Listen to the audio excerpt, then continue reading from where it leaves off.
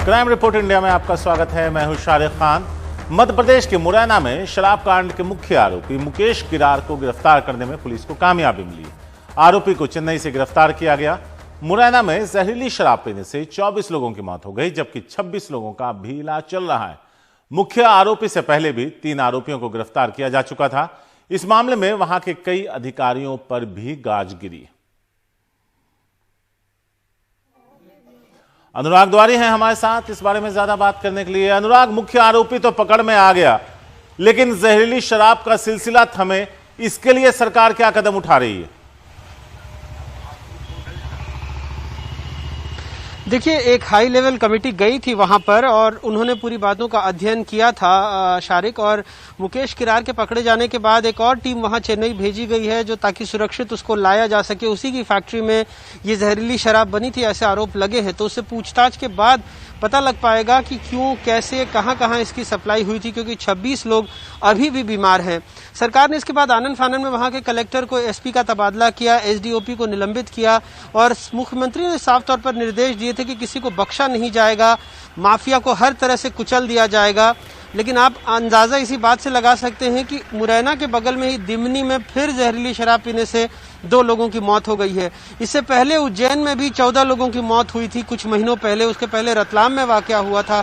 लगातार चला आ रहा है कि जहरीली शराब पीने से लोगों की मौत हो रही है।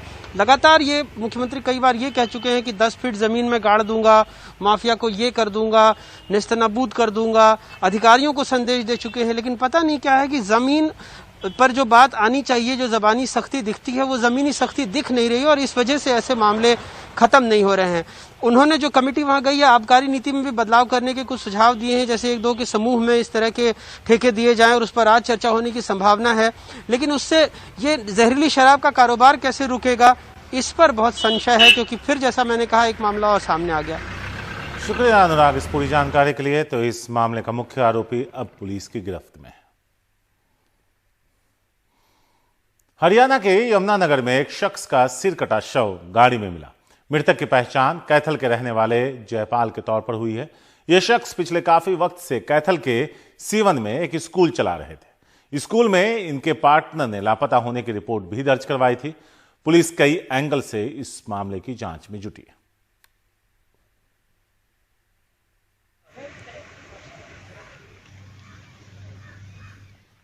छब्बीस जनवरी के मद्देनजर दिल्ली पुलिस ने कुछ खालिस्तानी आतंकियों के पोस्टर लगाए। पुलिस इनपुट के मुताबिक खालिस्तान समर्थक अलकायदा और कुछ दूसरे आतंकी संगठन गड़बड़ी फैला सकते हैं। इसी को ध्यान में रखते हुए दिल्ली के कनॉट प्लेस इलाके में कुछ खालिस्तानी आतंकियों के पोस्टर लगाए गए हैं। ये सभी आतंकी किसी न किसी मामले में वांछित है।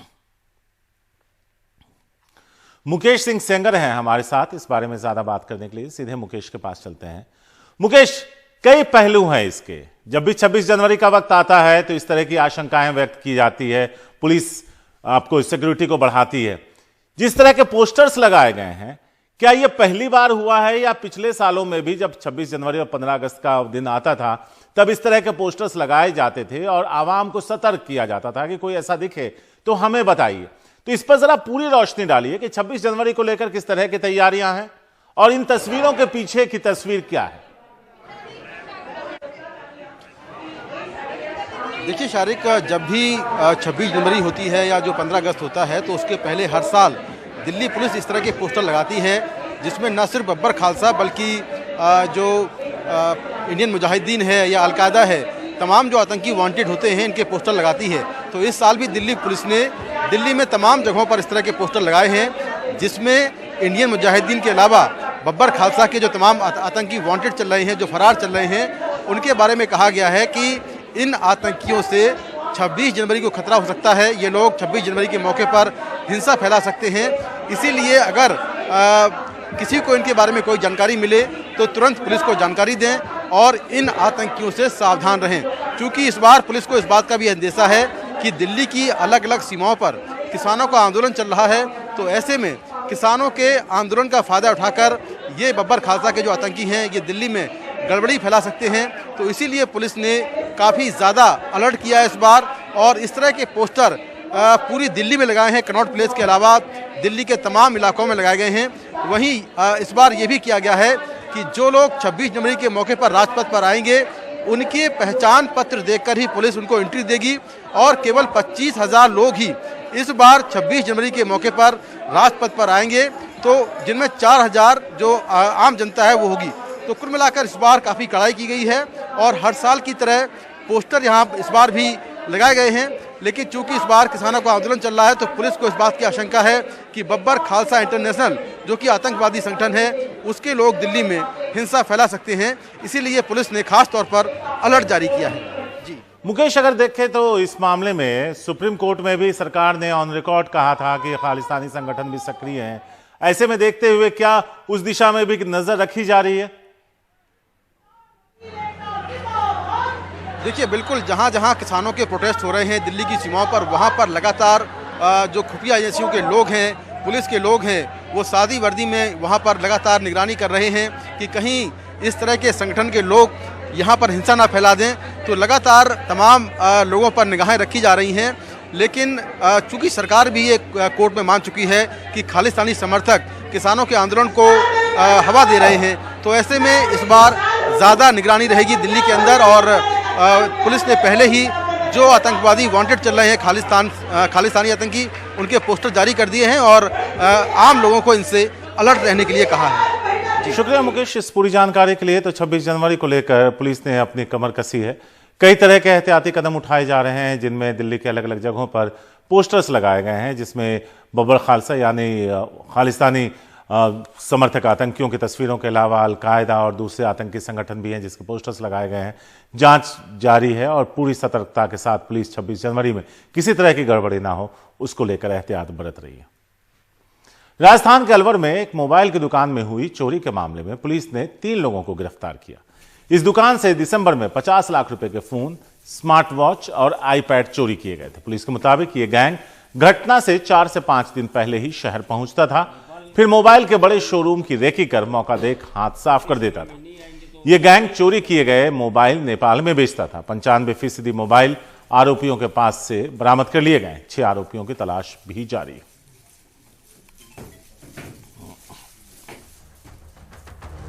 तो वक्त एक छोटे से ब्रेक का है इस शो में, और ब्रेक के बाद बहुत सारी खबरें हैं, लेकिन एक खबर है कि आखिर कहां मिले सोने के 26 बिस्किट्स।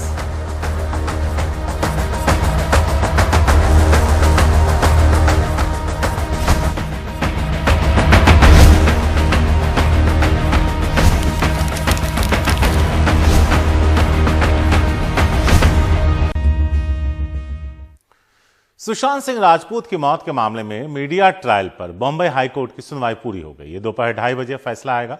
मीडिया ट्रायल और न्यूज चैनल पर चल रही अलग अलग थ्योरी को लेकर रिटायर्ड पुलिस अधिकारी समेत मुंबई के नामी लोगों ने याचिका दायर की थी। याचिका में मीडिया ट्रायल से सुशांत की मौत की जांच को प्रभावित करने से रोकने, मुंबई पुलिस की छवि बदनाम करने से रोकने और मीडिया के लिए गाइडलाइन बनाने की मांग की गई है।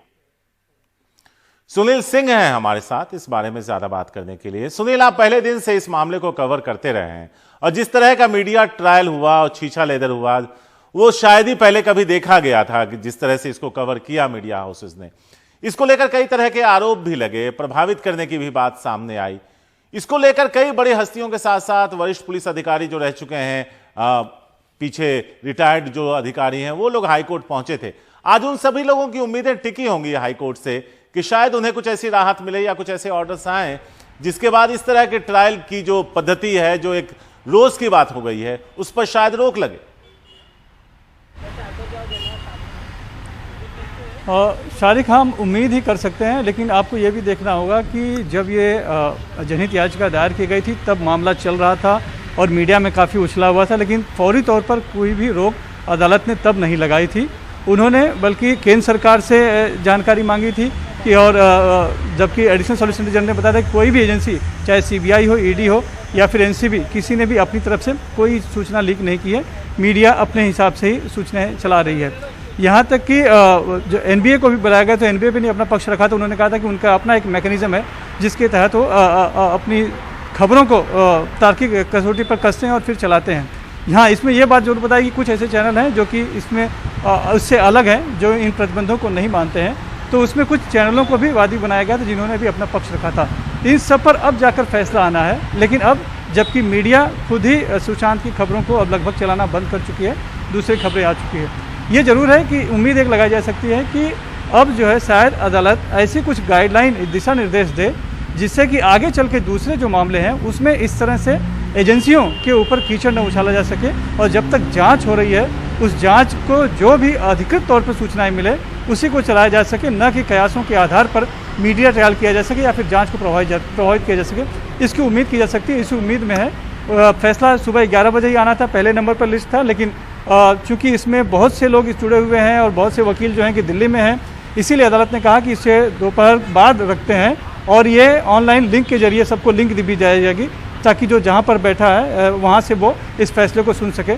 तो दोपहर लंच के बाद उस पर फैसला आना संभव है। क्या इस फैसले पर परिवार की भी नजर रहेगी? देखिए, नज़र हर उस शख्स की इससे रहेगी जो कि प्रभावित है इससे मामले को लेकर। वैसे देखा जाए तो जो जनहित याचिका दायर गई है वो 8 पूर्व IPS अफसरों ने दायर की है जो कि सीधे इस केस से जुड़े नहीं है, लेकिन चूंकि वो मुंबई पुलिस से जुड़े हुए थे और उनका ऐसा मानना था कि जांच अभी चल रही है और इसके बावजूद कुछ ऐसी खबरें आ रही हैं जैसे कि मुंबई पुलिस की छवि धूमिल की जा रही है, तो वो जनहित याचिका उन्होंने दायर की जिसमें और भी याचिकाओं को जोड़ दिया गया था। तो जो भी प्रभावित है सभी की नज़रें इस याचिका पर रहेगी आज। शुक्रिया सुनील, इस फैसले पर नजर रखें। जब यह फैसला सुनाया जाएगा तो हम आपके पास वापस ताजा अपडेट्स के लिए आएंगे। फिलहाल शुक्रिया। मध्य प्रदेश के उमरिया जिले में एक बच्ची के साथ 5 दिन में 2 बार गैंगरेप हुआ।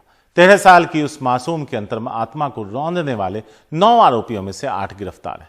सवाल उस सरकार पर है जो महिला सुरक्षा के नाम पर सम्मान कार्यक्रमों का नगाड़ा बजाती घूम रही है। शायद वो जमीनी हकीकत से अनजान है या फिर जानबूझकर पर्दा डालने की कोशिश है। हमारे सहयोगी अनुराग द्वारे की यह रिपोर्ट। जंगल ढाबे ट्रक, 6 दिन में 13 साल की बच्ची ने जिसके सामने मदद के लिए हाथ बढ़ाए उसी ने उसके साथ ज्यादती की। 9 लोगों ने अलग अलग वक्त में उसके साथ बलात्कार किया। 6 आरोपी हिरासत में ले लिए गए हैं, एक की तलाश की जा रही है और इसमें पॉक्सो एक्ट भी लगी हुई है। पॉक्सो एक्ट यदि नाबालिग लड़की के साथ कोई अपचारी अपराध करता है तो उसके लिए पॉक्सो एक्ट लगती है, वो भी लगी हुई है और विवेचना इसकी जारी है। ये सब तब हो रहा है जब मध्य प्रदेश में महिलाओं की सुरक्षा के नाम पर सम्मान कार्यक्रम चल रहा है, लेकिन उसी बीच बलात्कार की 4 जघन्य घटनाओं ने पूरे प्रदेश को झकझोर दिया है। 9 जनवरी की देर रात सीधी जिले में एक 48 साल की महिला के साथ उसके झोपड़े में 4 लोगों ने बलात्कार किया। मामले के मुख्य आरोपी ने विधवा के निजी अंगों में कथित तौर पर एक लोहे की रॉड भी डाल दी। 2 दिन बाद 11 जनवरी की सुबह 13 साल की लड़की का उसके किराना व्यापारी पड़ोसी ने अपहरण किया, बलात्कार किया और बाद में हत्या कर दी।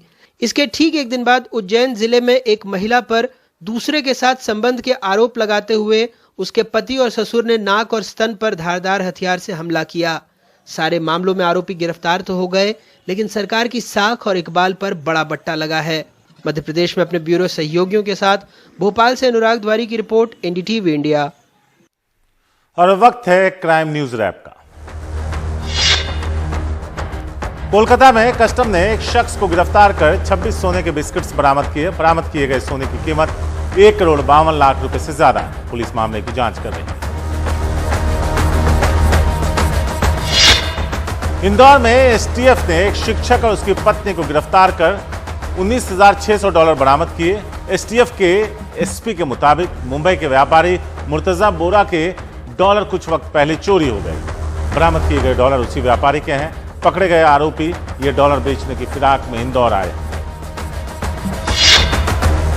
हैदराबाद में गहने की दुकान में चोरी करने वाले एक व्यक्ति को गिरफ्तार किया है। उसके पास से 39 लाख की कीमत के चोरी के गहने बरामद किए।